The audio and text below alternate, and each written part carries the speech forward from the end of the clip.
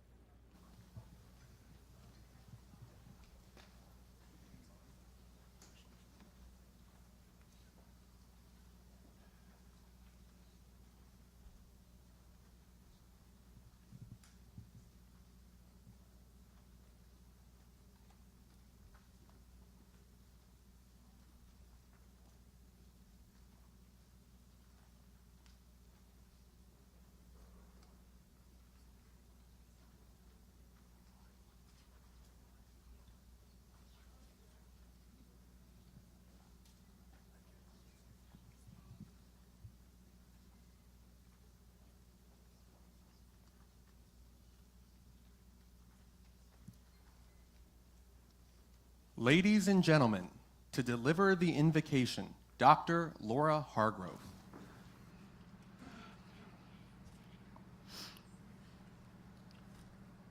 Let us draw nigh to the one who is the source of our strength and the strength of our lives, and let us pray. O God, as we gather at the water's edge this morning, we find ourselves united in remembrance and reflection. We stand in the shadows of a past marked by the tragic collapse of the Francis Scott Key Bridge, the memory of which has left an indelible mark on our hearts and our history. And in the solemnity of this moment, we invoke your presence as we honor those whose lives have been forever changed, as we acknowledge their pain, but also the possibilities that rest in the hands of the one who can make a way out of no way, even 1 year later. There are many reasons why we have gathered today. We came to pay homage to the ones who paid the ultimate price of their lives on that fateful day. We came to call their names. We came to call Alejandro's name. We came to call Carlos's name. We came to call Jose's name. Oh, we came to call the names. We came to call Miguel and Maynor and Leon. We call their names because their names hold meaning and memory. We call their names because they are still missed.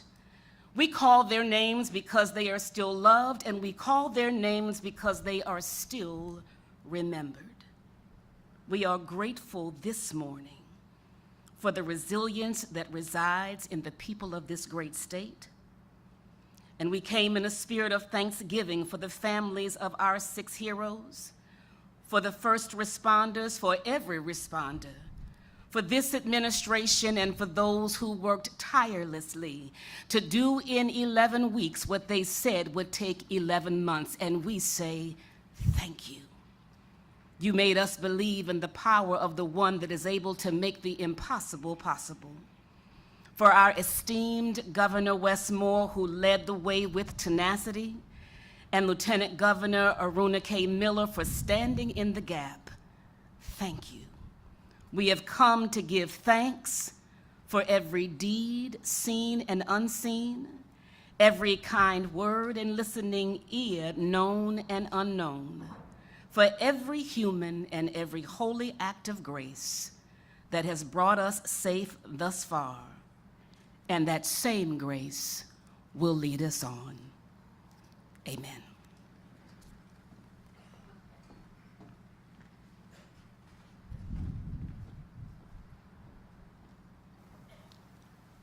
Ladies and gentlemen, Secretary Paul Wiedefeld.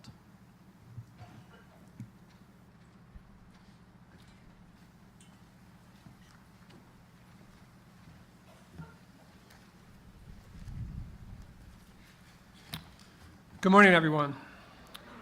Thank you for joining us on this somber morning.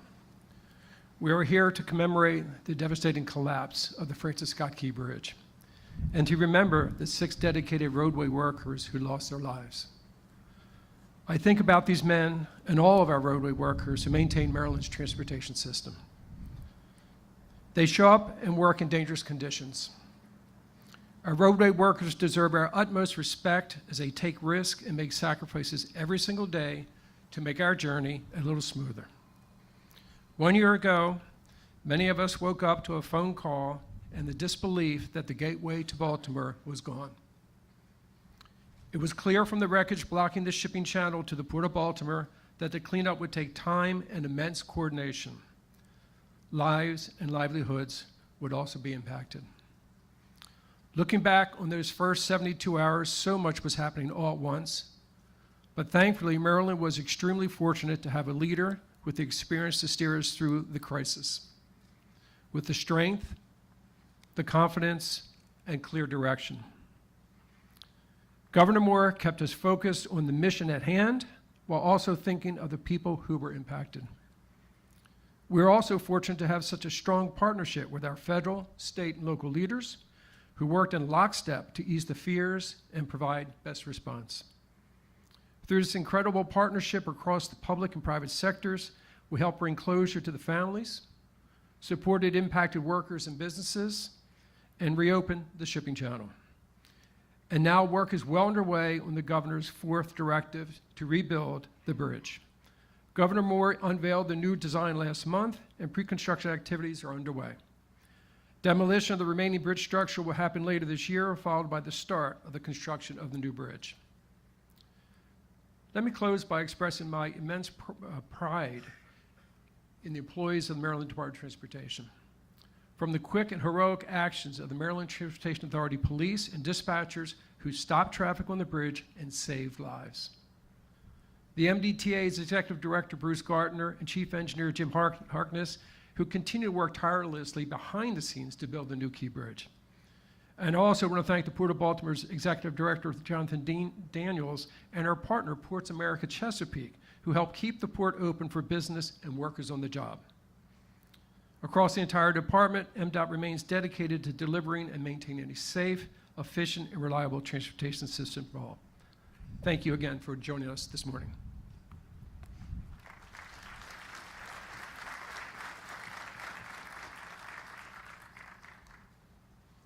Ladies and gentlemen, Governor Wes Moore.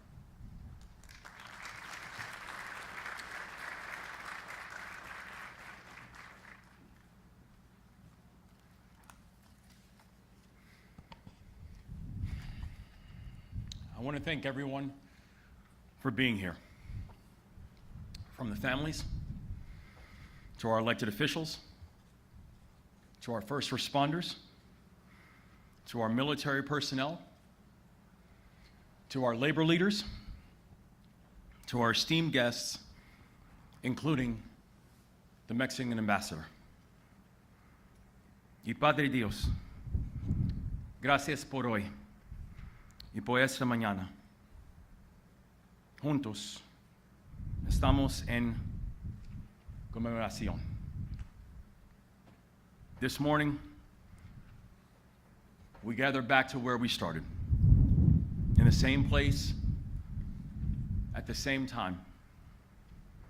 And even though the scene looks different, our memories are engraved. We remember the cold morning in March that changed our state forever. And we remember the tears that we shed and the uncertainty that we all felt. We remember looking out and seeing a deeply painful and unfamiliar sight, that a fixture of the Baltimore skyline and of Baltimore spirit, that parts of it were now laying on top of a ship, the length of 3 football fields. We remember the heartbreak that we felt to learn that 6 remarkable Marylanders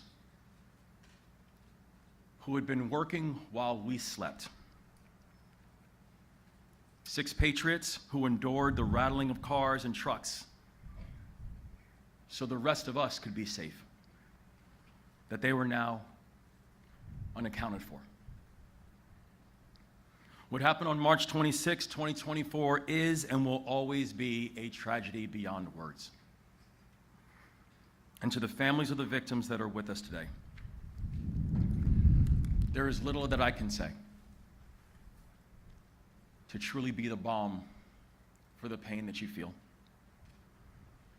But I hope that you know that the prayers that we shared that morning, they were sincere. And I hope that you know that the promises that we made, we intend to keep. But the 6 victims of the Key Bridge collapse, they should be here right now. Menor Yasir Suazo Sandoval should be here. Miguel Angel Luna Gonzalez should be here. Jose Minor Lopez should be here. Alejandro Hernandez Fuentes should be here. Dorleon Ronial Castillo Cabrera should be here. Carlos Daniel Hernandez should be here. We continue to pray for them and their loved ones. No pasa un día sin que estemos pensando en todos ustedes. Los vemos, estamos con todos ustedes y cuentan con todo nuestro apoyo, ahora y siempre.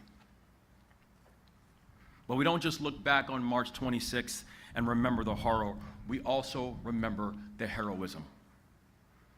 Because in the face of one of the worst tragedies in our state's history, Marylanders did what we always do. Marylanders stepped up. Our first responders, who didn't ask who was on the bridge before they dove into the water. Our firefighters, who didn't demand specifics before they rushed to the scene. Our officers who didn't ask for instructions before they put their bodies in the way of traffic to keep drivers from meeting a fatal journey in the black of night. Our service members, our Coast Guard, our Army Corps of Engineers, Navy SUPSOLV, who didn't ask who was in trouble before they kissed their loved ones goodbye and traveled to Baltimore to do their duty.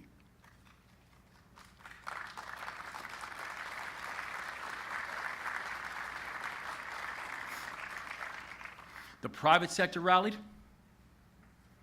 The General Assembly rallied. Leaders at local and state and federal levels rallied. Our unified command rallied. We laid out 4 objectives that morning. And together, and with God's grace, we brought closure to the families, supported our people, and cleared the channel in 11 weeks when people said it would take 11 months. There were no guarantees that we would succeed. But that was not going to stop us in getting the work done. The steel was so mangled that one small misstep could set us back weeks or months. The debris was so sharp and so difficult to navigate that every single rescue operation that took place ran the risk of incurring another casualty. The devastation was so vast that we didn't know whether we could ever reunite the families with the ones that they lost. The economic impacts were so wide-ranging that Marylanders might have not just seen their jobs disappear, but they might have seen their jobs never return. And one of the most important ports in this entire country had the risk of losing partners permanently. But we did not let the what-ifs stop us from doing our work and from staying the course. We led with humanity. We set big goals, and we put together a plan to achieve them. And we stayed united, always, and led from the front. I believe that is what it means to be Maryland tough and Baltimore strong.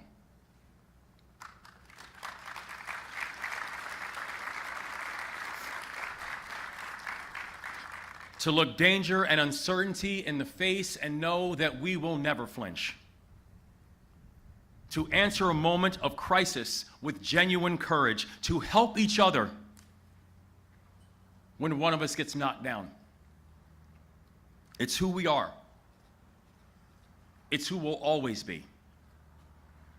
And I know that soon, after accomplishing the first 3 objectives, we will accomplish the 4th, which is Marylanders of this generation and the next will look up and once again see the Francis Scott Key Bridge standing tall, and you have my word on that.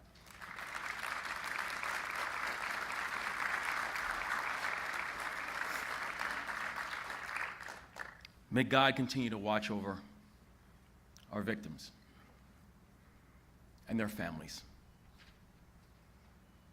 and our team and this great state. God bless you all.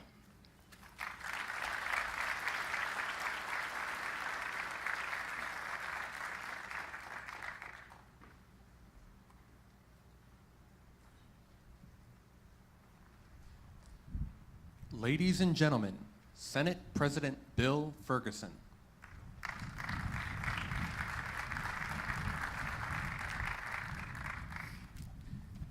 Good morning. Mr. Governor, I have to admit I am more emotional than I expected this morning. Pulling up today and seeing this span immediately took me back to that moment in a way that I cannot even fathom the families of the victims of this horrible tragedy are feeling. Your loss is truly unimaginable, and I just want to say thank you for being here to remember your loved ones in a way that is impossible to describe, and I can only imagine how this past year has been. And I do want you to know, from the perspective of the General Assembly and the Senate of Maryland, we are truly here for you through this year and through the months and years ahead. This tragedy is overwhelming, and we sympathize with you every day.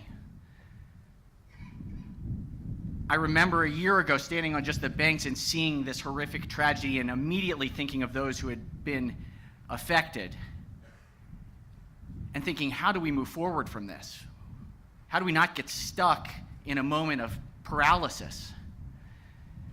And I think of a saying that former President Barack Obama said, that when things seem the most hopeless, the next thing you have to do is just act. You just have to do one next thing. Find hope with one next action. And you know what I realized was that it was already happening. By 6:30 in the morning, our first responders were already in the water. Our firefighters had units from across the entire region out, ready to continue the rebuild and recovery. We had the Coast Guard, the Corps of Engineers, across local government, state government, federal government. We had heroes stepping up within minutes.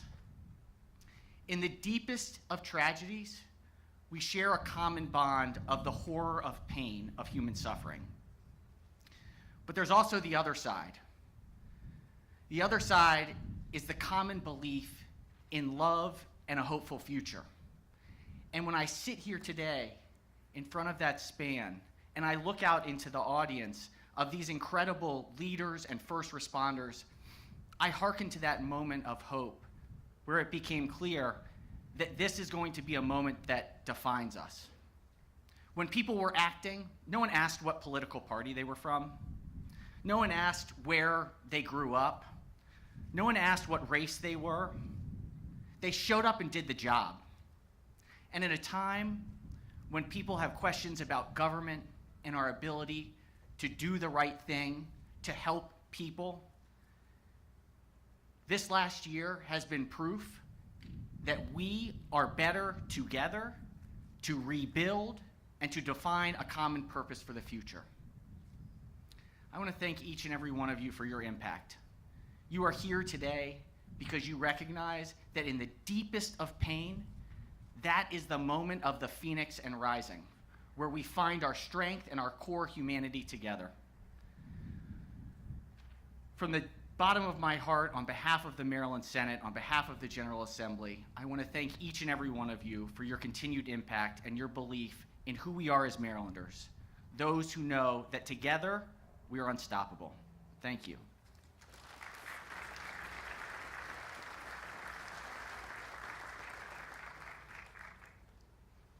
Ladies and gentlemen, Senator Chris Van Hollen.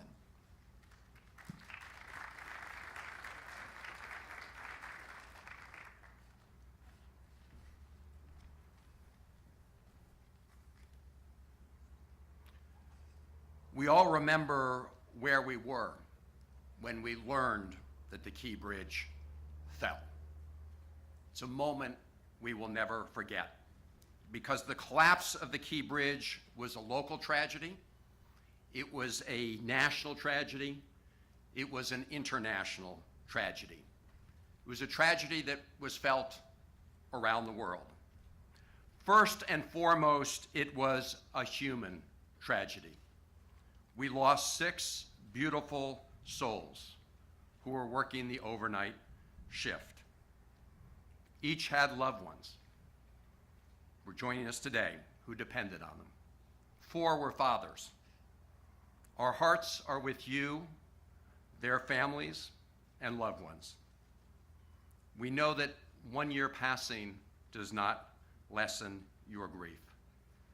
And this anniversary must be an especially difficult time. We love you, and we will be with you forever. The collapse also disrupted the lives and the livelihoods of countless Marylanders. It deprived Baltimore City of a vital artery, and the fallen debris choked off the channel to the great Port of Baltimore, an economic engine for our state and the region and the country. But as the bridge came apart, we all came together. The first responders, including the Maryland Transportation Authority officers who stopped additional traffic from going onto the bridge, preventing further tragic loss of life. The Maryland State Police, who recovered the bodies. Governor Moore, thank you for pulling our state together at that moment of tragedy, you and your team. And to Mayor Scott and the county executives and all of your teams who rallied to meet the moment. And the federal government immediately swung into action. President Biden ordered the deployment of the full resources of the federal government to help a city in need.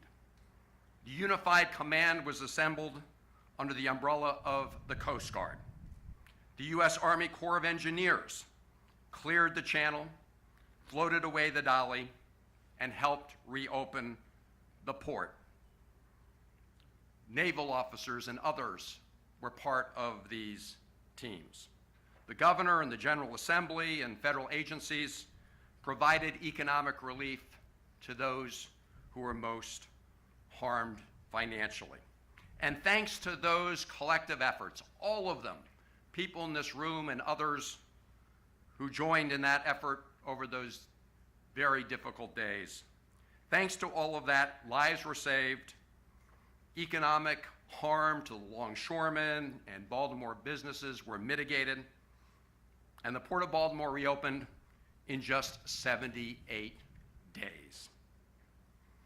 And we all got together to begin to put together the plans for a new bridge because, as the governor said, we never ever doubted that we would build a new Key Bridge where the current bridge collapsed. And all of us in Federal Team Maryland got to work, including my dear friend and former Senate partner, Ben Cardin, who is here with us today. Thank you, Senator Cardin.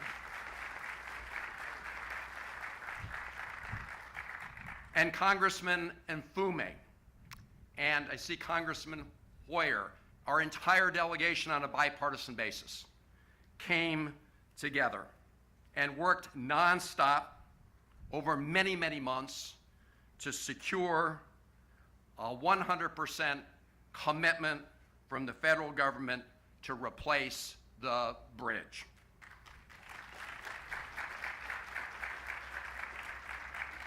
And last night, on the floor of the United States Senate, my new partner in the Senate, Senator Ulster Brooks, and I thanked our colleagues from around the country because they did what we would hope every American would do at a time of need.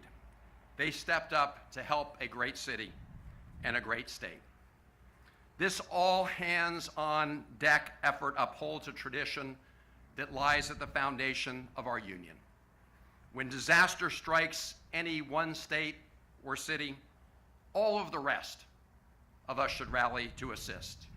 It's all for one and one for all. Now, the governor and Secretary Wiedefeld and their teams have unveiled a new design, and permitting is underway. As the governor said, we will make sure a new Key Bridge rises from this disaster. Out of this tragedy came unity. Unity of purpose, unity of action. Let us maintain that spirit of unity as we in Maryland meet the challenges ahead. God bless you all.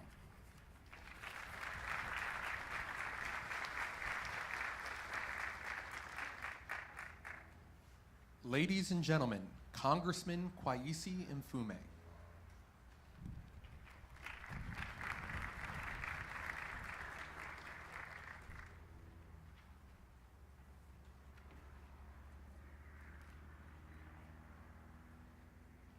Good morning.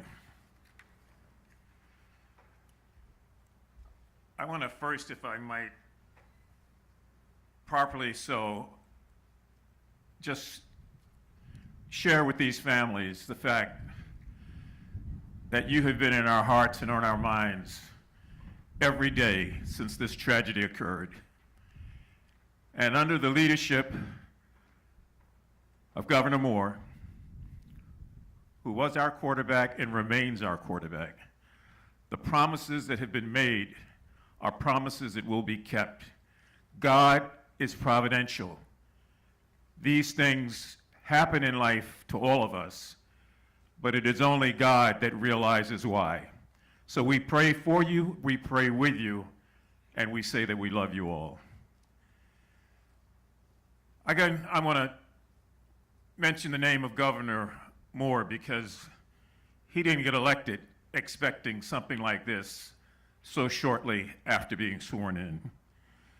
But he and his team that were assembled, that have been mentioned and will be mentioned again, work with all of us. And boy, do we spend so many days down here, week after week, morning after morning, meeting with the press, talking with people who are providing, thanking the volunteers from Dundalk and Turner Station who brought food over in those early weeks, and believing that if we just stuck together, we would find our way forward. I can't underscore enough the impact that those two communities, Dundalk and Turner Station, felt as a result of this. I see Johnny Ray Sailing and Rick Metzger here. They were here when many of us got here, Governor, that morning, after having spoken with the president, as he did with you and with Mayor Scott and others, promising that this would be taken care of and there would, in fact, be a new bridge. I'm going to, if I might, be deliberately redundant and underscore the name of Senator Ben Cardin, who worked tirelessly with Chris Van Hollen and all of us on the House side, Steny, Dutch Ruppersberger in his absence, to put together sort of congressional effort both in the House of Representatives and in the Senate that could, in fact, win. You know, we're a small state with a small delegation, but when we are determined, we always win. Ben, thank you, and thank you for being here. And thank you, Steny. There's so many small businesses that are going to be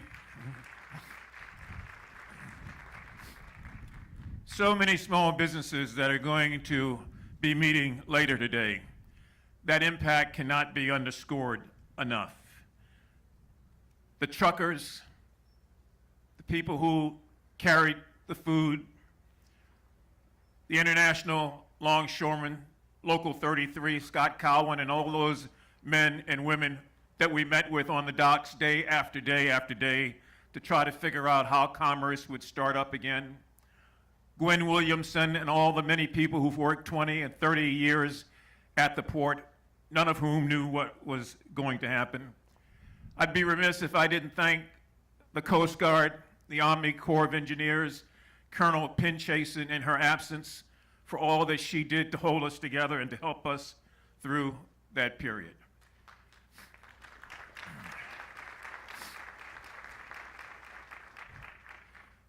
Mayor Scott, to his credit, put so much into this effort to keep the city of Baltimore and the county of Baltimore lockstep. He and Johnny O at the time were here every day doing that. This bridge connected two different communities. And having grown up here as a child, remembering what it was like when there was nothing in the water but water, I can't begin to tell you the amount of pride that people took in 1971 when there was a decision to build this bridge. There was an argument whether it should be a bridge or a tunnel. It ended up being the bridge, and we, since that time, looked at it as a great arching steel cathedral over these two communities that meant hope, that meant transportation, that meant access. And people grew up here every day after that, watching the sun kiss the steel beams because it went up so high, believing that it was their cathedral and would be there forever. So we all obviously mourn the loss of the bridge and what it meant. But what it means today is that hope is anew. It means that when you do stay together and work together, you stay together, you win together.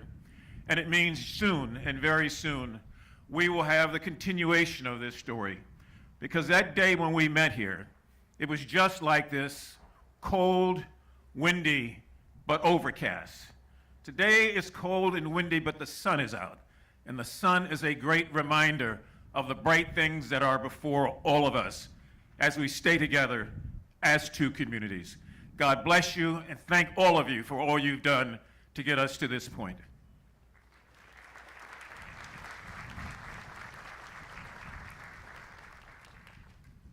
Ladies and gentlemen, Congressman Johnny Olszewski.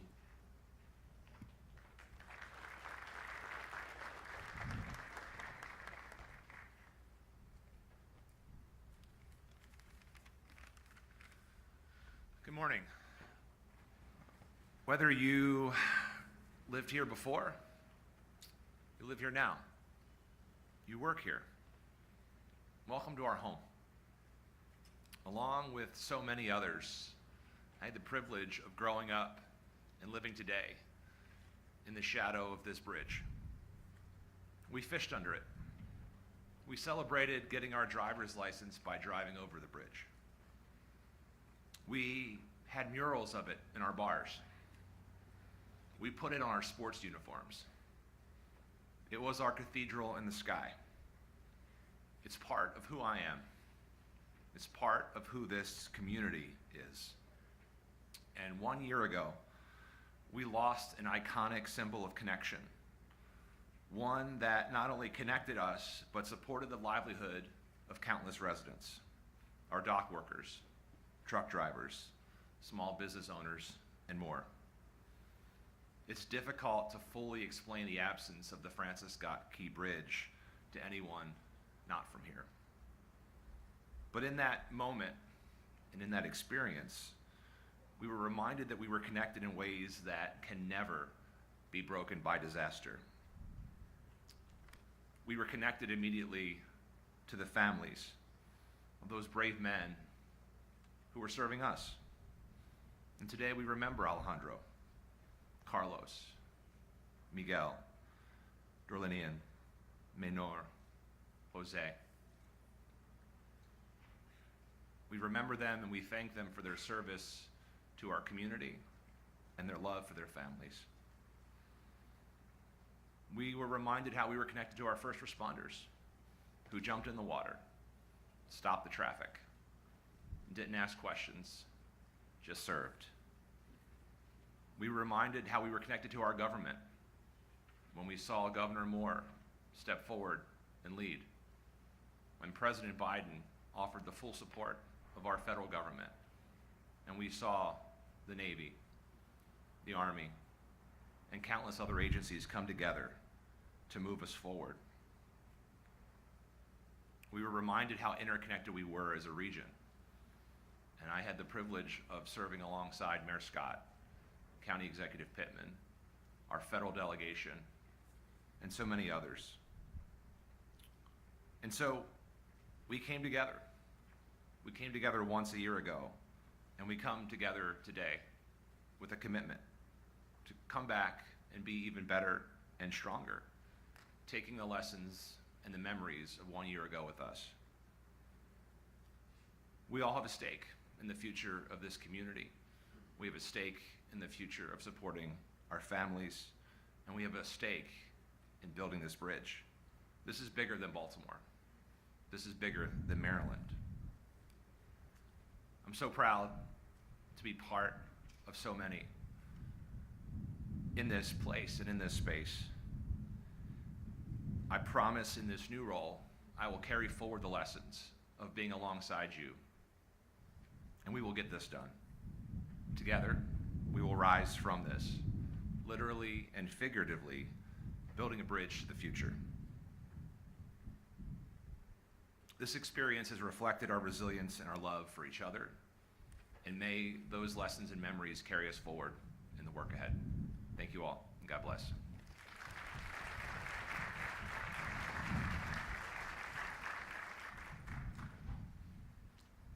And now, a musical selection by the Baltimore Symphony Orchestra.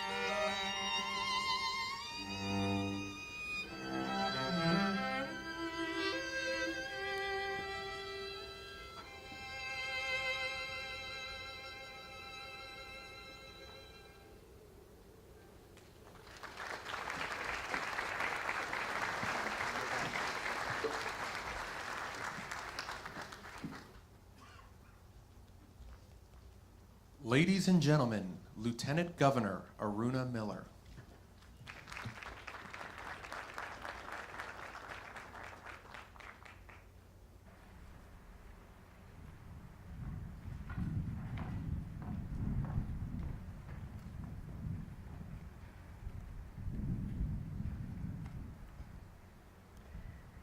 Thank you to the BSO for that beautiful music that you just played.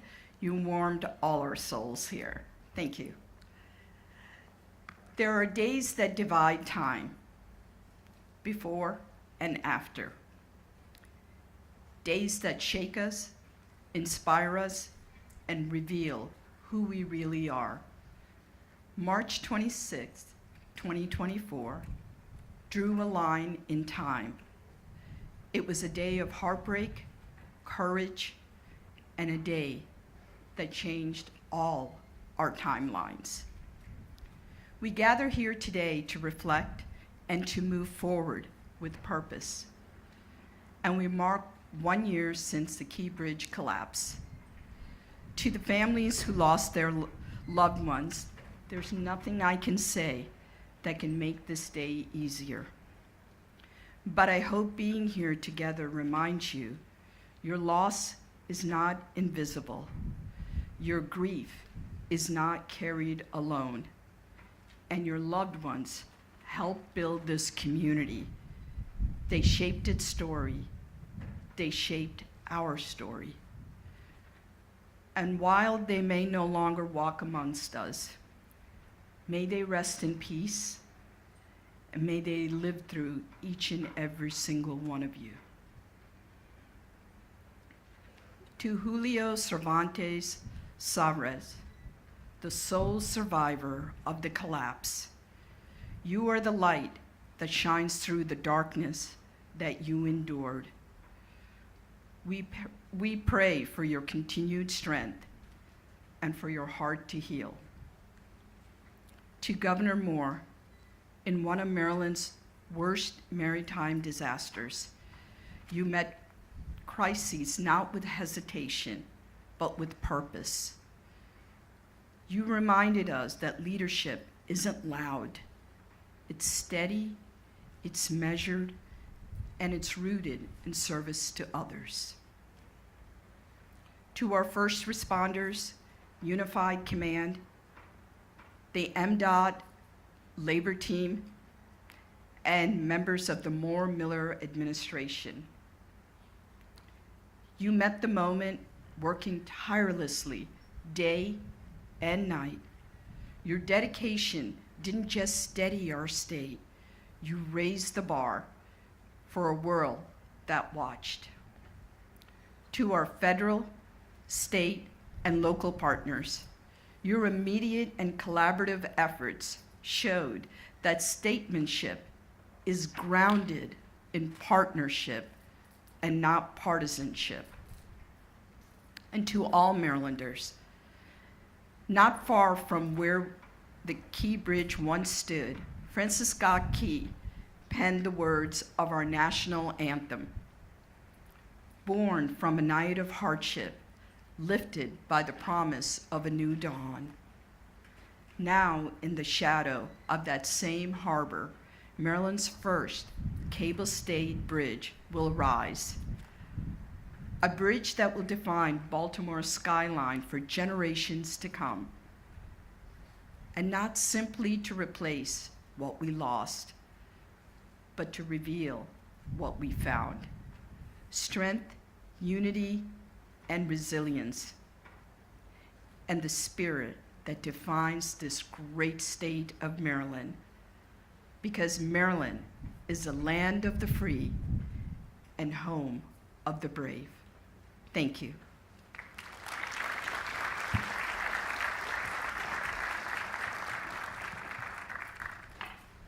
Ladies and gentlemen, U.S. Coast Guard Rear Admiral Shannon Gilreath.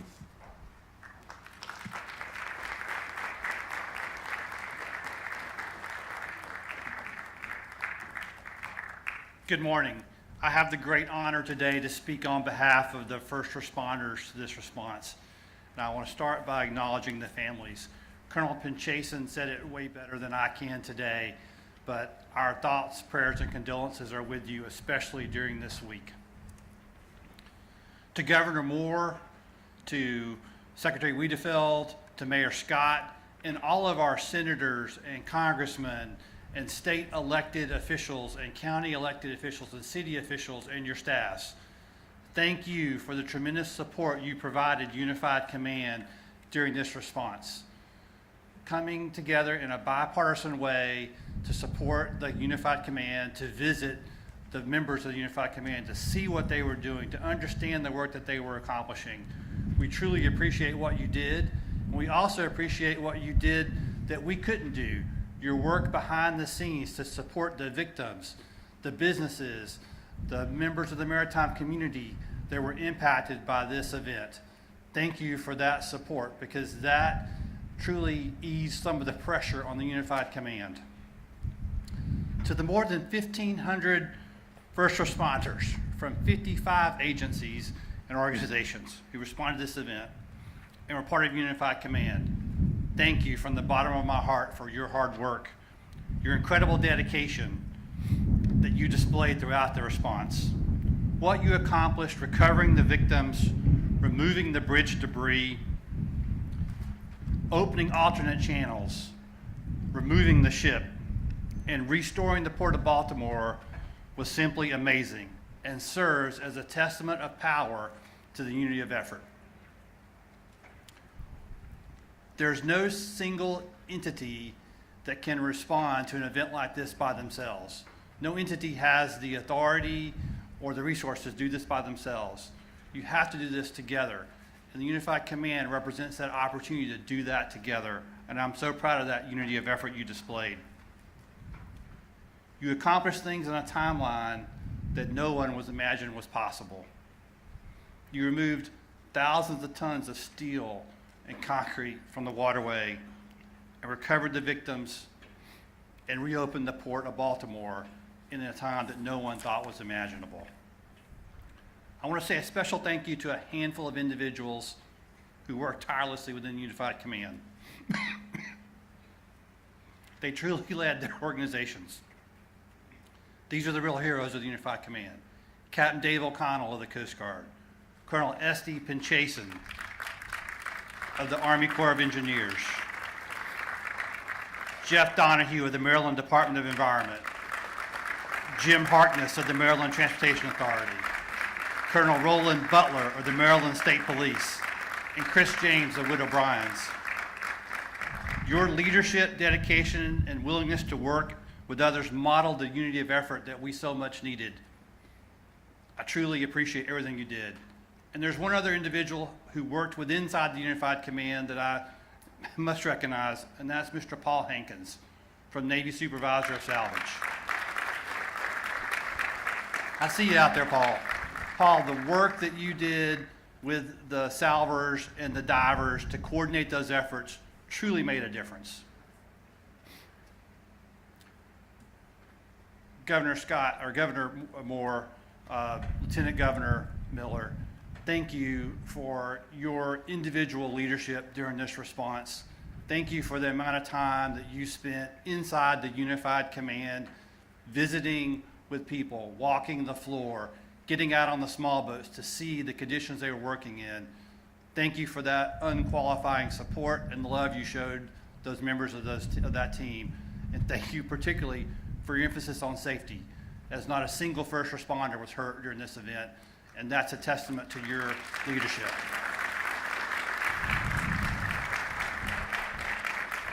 In closing, I want to say a particular word of thanks to the maritime community here in the Port of Baltimore and to the people in the community of Baltimore for your support and patience during this event. You met every possible need we voiced to you. You supported us with cards and letters and heartfelt thanks, visiting Unified Command, bringing service animals to raise people's morale. That level of support truly made a difference in the morale of the first responders, and we can't thank you enough for that. It was truly our privilege to get to serve you. Thank you very much.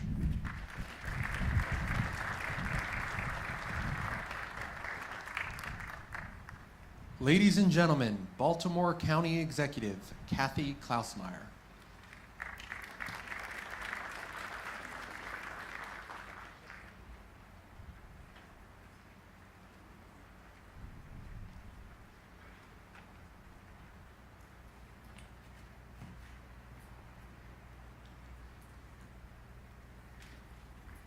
Good morning. And it is a good morning this morning. Last year it wasn't, but we're here to continue and think about what's ahead of us in the next few years. I first want to say my condolences are with all of those that have passed on the bridge and their families. My thoughts and prayers are with you all. I want to thank Governor Wes Moore for being here and pulling everyone together. And I just have a few words that I just want to read.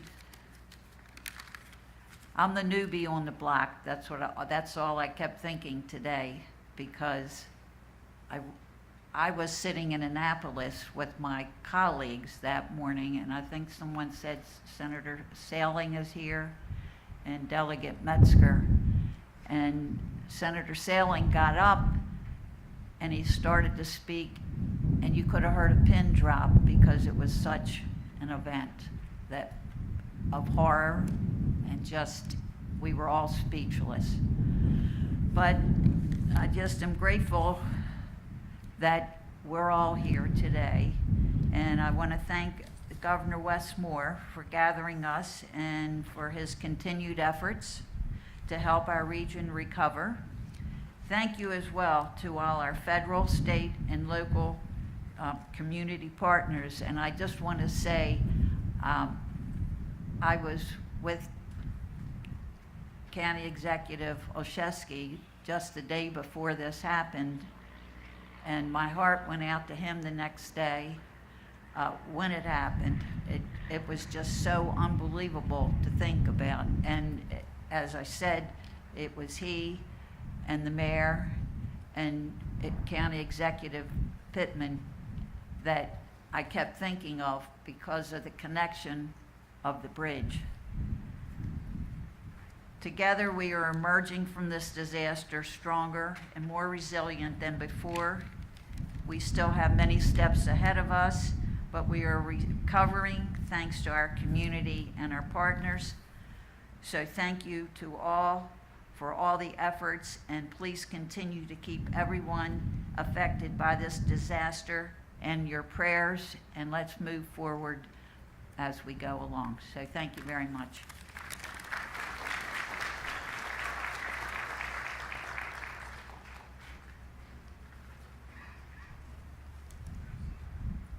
Ladies and gentlemen, Baltimore City Mayor Brandon Scott.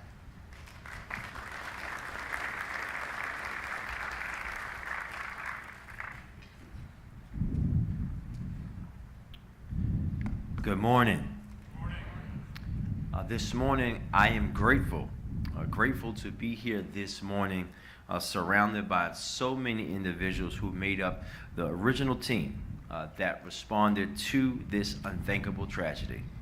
And when I think of that team, Mr. Governor, I want to say thank you to you, to the Admiral, to every single person, because when you think about what we were facing that morning, I would not go into any battle with any team other than the one we went through, because every single individual gave their heart for these families, for our city, for our state, and our region. So thank you, everyone.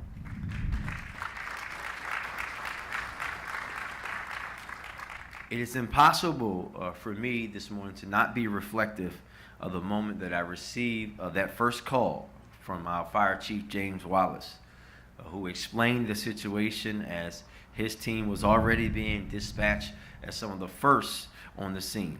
And I want to thank every first responder from every agency, from every branch of government, for your bravery and your work in some of the most challenging conditions that anyone has ever seen or worked in. In that moment, I once had him repeat himself to ensure that I got it right. And we both knew at that very moment that our city and our state will be waking up to a very different reality than when the sun set a few hours before. As we spent those first few minutes and hours together across the water from here at Fort Armstead Park, city, state, and federal teams were already coming together. Everyone working on the scene shared that same priority, those men that we lost in the water. Sadly, that day, I had to remind far too many casual observers that that's where our focus was and where it should remain. But I never had to remind those who were on the ground, risking their own lives and health to bring home to their families Alejandro, Dorlian, Maynor, Carlos, Miguel, and Jose. Families, we made the commitment then that this city and state would wrap our arms around you and stand alongside you and provide whatever support you needed for however long you may need it. We stand by that commitment today, and I'm honored that we had the opportunity to grieve together as we remember the men they were, not just the thing that happened to them. Thank you.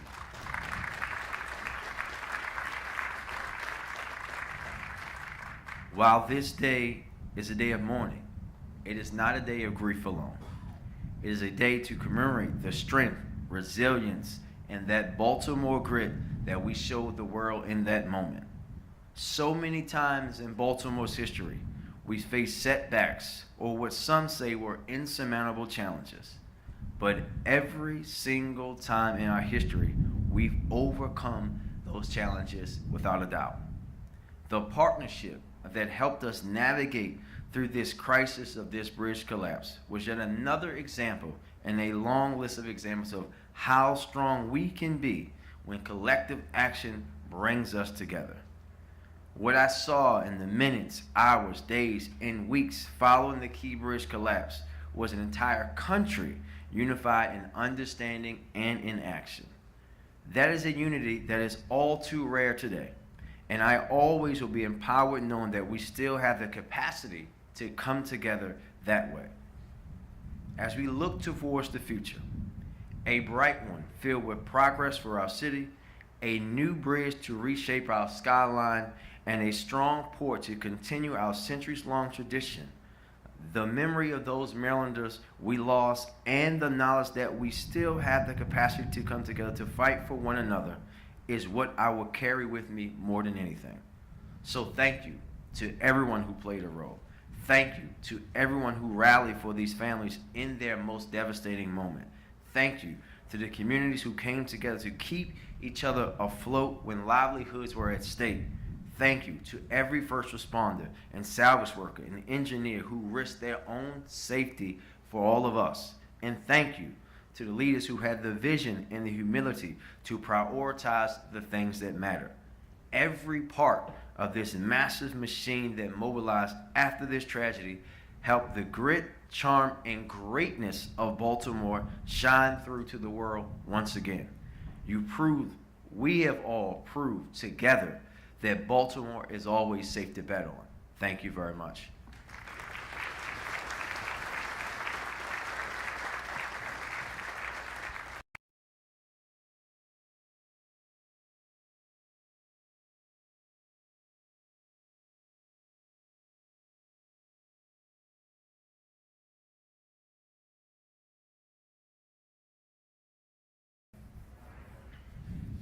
I represent the 600,000 people who live across the bridge to the south, Anne Arundel County, whose North County neighborhoods began to truly thrive when the Key Bridge was built, and they could get to the jobs, the steel mill and the Port of Baltimore. I will never forget the phone calls that night, first from my friend, Mayor Brandon Scott, then from my friend, Governor Wes Moore, and from my friend, County Executive Johnny Oshevsky, and then our fire chief, Tricia Wolford, whose divers were en route already that night, and then our police chief, Amal Awad, who was at the site with our Northern District Commander and our Homeland Security team. And of course, our Chief Administrative Officer, who does not seem to sleep. I mostly tried to stay out of the way as Governor Moore stepped up and showed the world that government works. The Coast Guard, Army Corps, State Transportation, State Police, all of the public servants at the federal, state, and local levels can do seemingly impossible things together to find and bring home to the families the bodies of beloved men who are working to improve the bridge that we depend on, and to clear the channel faster than anyone thought possible so that international trade could resume at the Port of Baltimore. I took pride in the way that our workforce development team, economic development team, and Social Security agencies stepped up to serve county residents whose livelihoods were threatened by closure of the port and the loss of the bridge. But the greatest impact, the part that moved me personally, and that spoke to our county, our region, our state, and our country, and the world, was who it was that was working that night, who it was that was tending the bridge over our river, who it was doing work that needed to be done, work that most of us lack the skill and the drive to do. It was men from El Salvador, Guatemala, Honduras, and Mexico.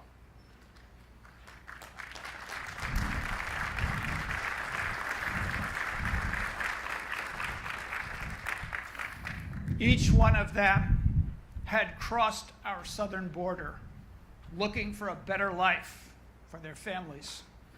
Each one of them was on that bridge making life better for the people who live here, better for Marylanders, better for Americans. They didn't choose to sacrifice their lives for our country, for our bridge, but our country noticed that they did. Our country needed to see that. Miguel Angel Luna lived in Glen Burnie, in the northern part of Anne Arundel County.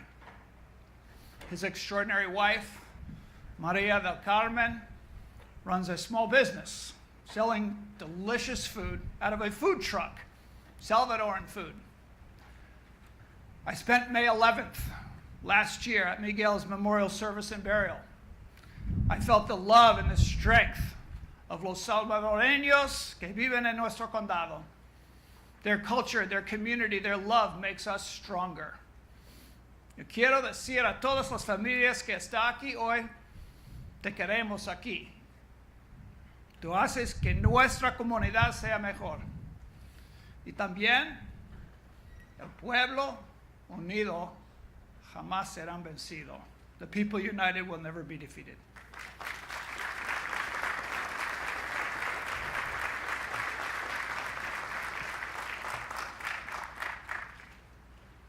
Once again, a musical selection by the Baltimore Symphony Orchestra.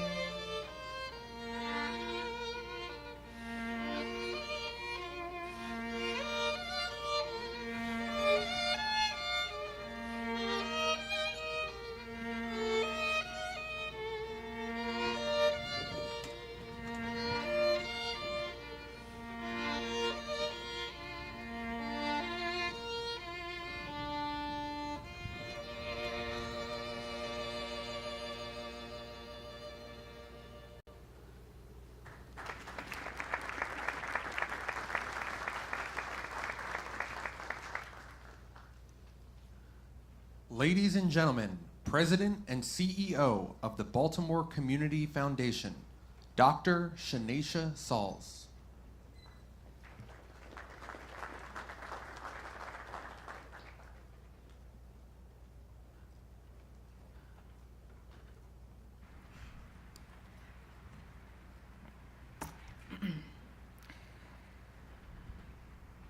Thank you. Today, we remember and honor the human faces and resolve born of a tragedy. This is a heavy day. To the families and all those gathered this morning, we mourn. But please know, no matter how long the winter, spring will surely come. This morning, on behalf of the Baltimore Community Foundation, I'm here to say thank you, Baltimore, and friends of Baltimore. Thank you for showing what it means to be compassionate, to rally when faced with the unexpected and when it matters most. And thank you to Governor Moore, Mayor Scott, our county executives, Lieutenant Governor Miller, for showing us what it means to have mission-driven leadership and partnership. The Maryland Tough, Baltimore Strong Fund was a place where individuals and companies could commemorate the Francis Scott Key Bridge, the victims, and the communities that were affected to address the impacts of the bridge collapse and the closure of the port, as well as to strengthen the surrounding communities and its footprint. That generosity raised $16 million from over 550 individuals and companies. And I am pleased to share with you today that 100% of those dollars have been committed to dozens of credible and worthy partners covering one of four purposes.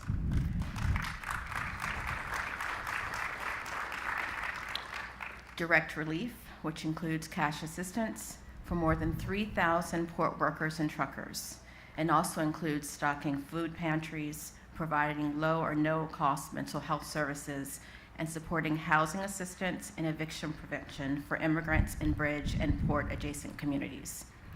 Community resilience, which includes a new fireboat for a Baltimore County volunteer fire department, among the first on the scene that suffered damage as they embarked on the waters for rescue and recovery. It includes funding transportation services for the elderly, internalization, and providing access to healthy food options and school-based family health services in Brooklyn Park. Recovery for small businesses, grants for technical assistance planning for businesses in Key Bridge communities, facade improvements in Curtis Bay and Brooklyn Park, and a direct grant program to affected small businesses in the Tri-County area. And finally, remembrance. These efforts fund the collection of oral histories of the victims, families, and workers impacted by the collapse, as well as an upcoming permanent exhibition at the Baltimore Museum of Industry, memorializing the victims and impacts of the bridge collapse while preserving the bridge's significance to Baltimore's economy, maritime industries, and the region's workforce. So I say again, thank you, Baltimore. Thank you for responding, for rebuilding, for supporting, and above all, for remembering. And thank you for working together to build a Baltimore that boasts a growing economy where all have the opportunities to thrive.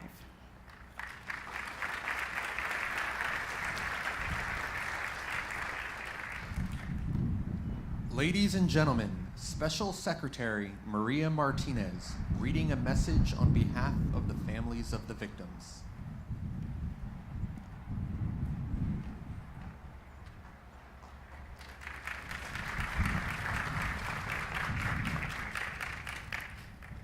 Good morning, everyone.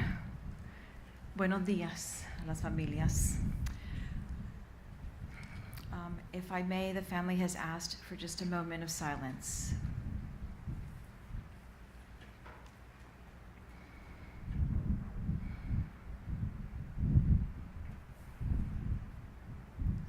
Thank you. As everyone can imagine, today has been a very difficult day for the families. Many who had intended to be here today were not able to. They wanted to share their stories with you, but they couldn't. So they asked me if I would just share a few thoughts from them, as well as read the prepared remarks from Mrs. Carmen Luna. On behalf of the families, they wanted to express their immense gratitude to Governor Moore, Lieutenant Governor Miller, and all of those involved in recovering and bringing their loved ones back home, for keeping your promise. Lieutenant Governor Miller, they have a special message for you as well. They are very grateful to you because they saw you at each and every service.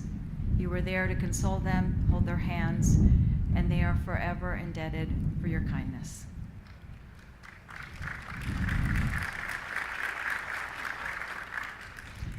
There are so many heroes, unsung heroes as well, that they're deeply grateful for.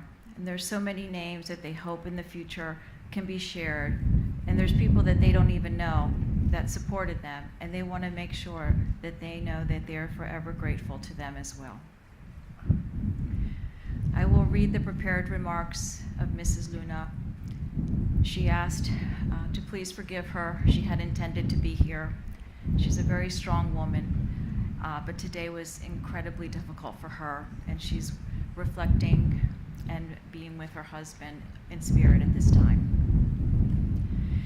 It is an honor to be here today, and I hope these words resonate with you with the same respect and empathy with which I speak them.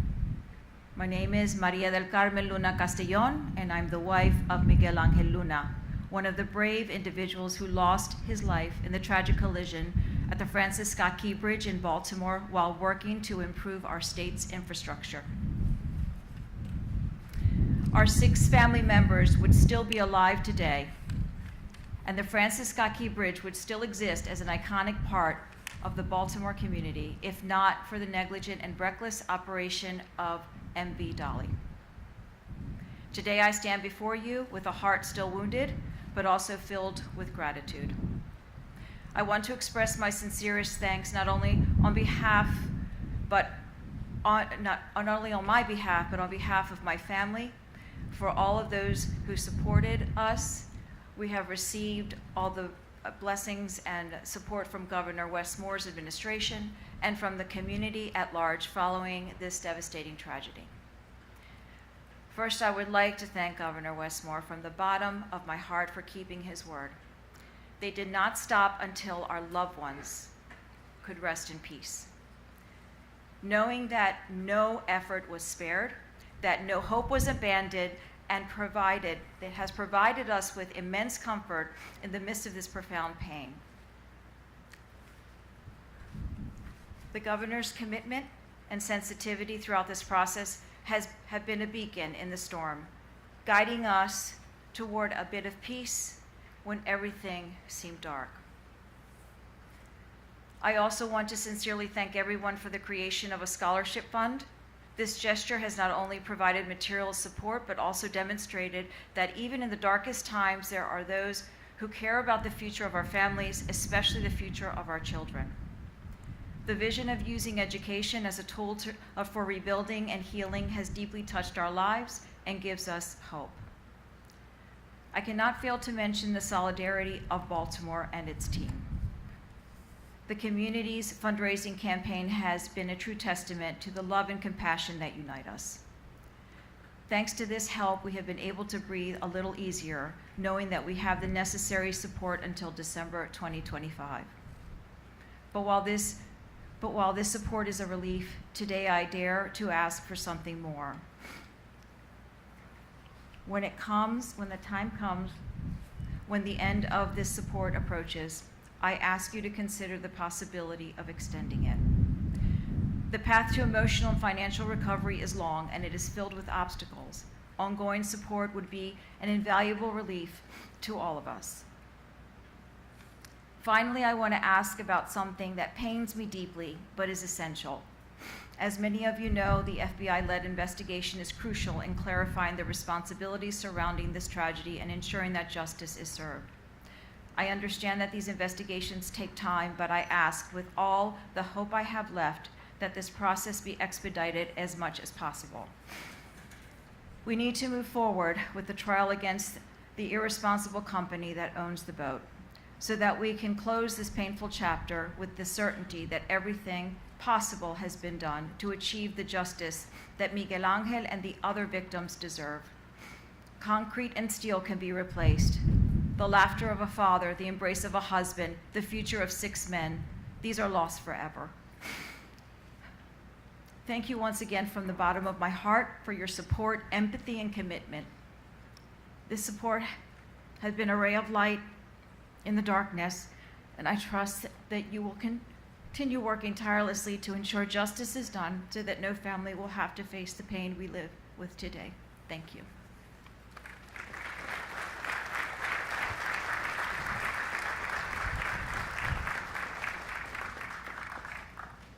Ladies and gentlemen, to deliver the benediction, Maryland Transportation Authority Chaplain, Paula Thistle.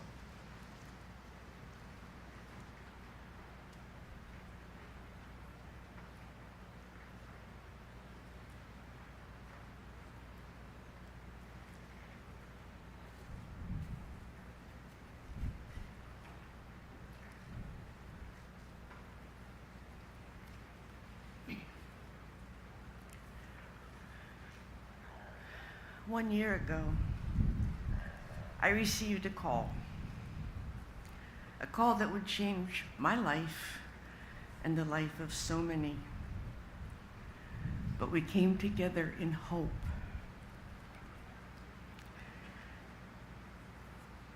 Even as we remember that pain and that disbelief, even as we mourn the loss, that hope continues.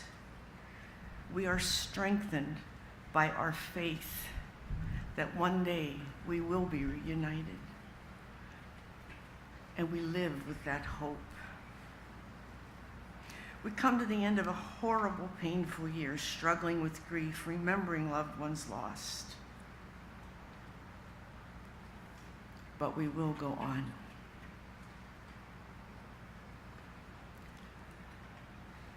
We pray.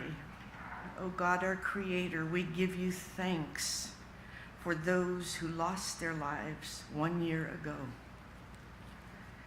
We pray for them, and in their memory we go forward with strength and resilience. We know, O Lord, that your will has brought them safely home. And to those of us gathered here, go now into the world, continuing the path that God has set before you. May God's Spirit strengthen you in the wilderness. May God's love sustain you in every trial you face. May the grace of God lead you ever onward until we gather and rejoice at the dawn of a new life together. For we know that neither death, nor life, nor angels, nor rulers, nor things present or things to come will ever be able to separate us from the love of God. And with hope and strength, we look forward to that glorious day. Go in peace. Amen.